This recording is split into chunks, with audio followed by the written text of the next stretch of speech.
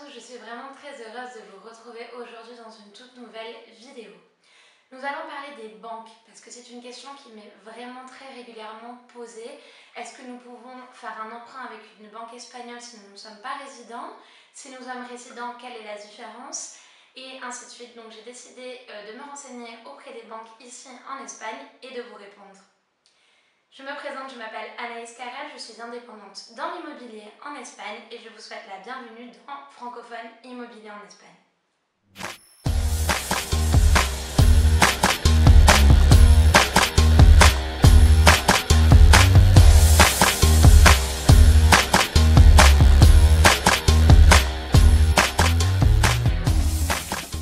La question la plus souvent posée est: est-il possible de faire un prêt immobilier via une banque espagnole si je suis non résident espagnol? Et la réponse est oui, vous pouvez tout à fait faire un emprunt via une banque espagnole si vous n'êtes pas résident espagnol. La banque va vous délivrer un petit dossier comme ceci avec certains documents dedans, notamment la liste des documents que vous devrez fournir pour donc avoir droit à un emprunt.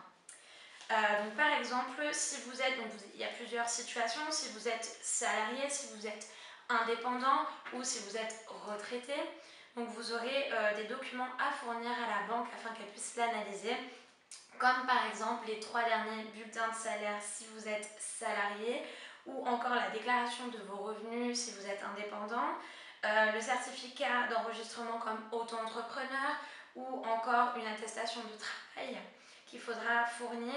Voilà, si vous avez des crédits en cours, est-ce qu'ils sont bien payés?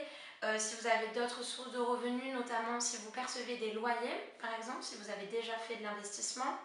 Voilà, plusieurs documents de ce style, ainsi que le passeport, le NIE.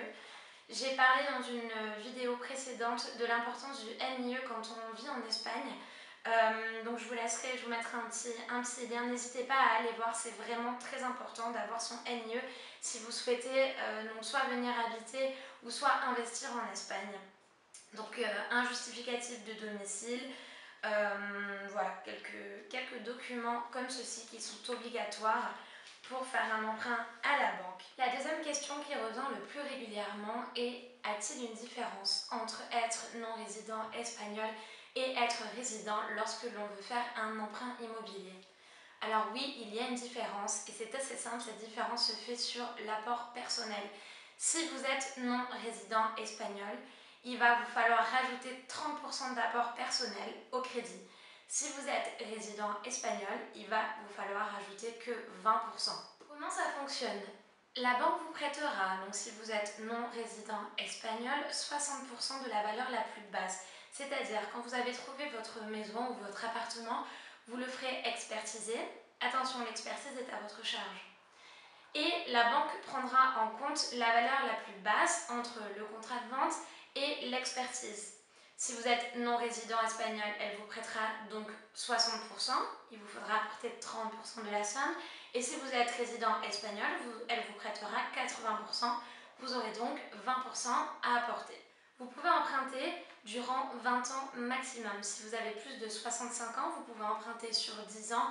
Et si vous avez plus de 75 ans, dans ce cas, vous ne pourrez pas faire d'emprunt.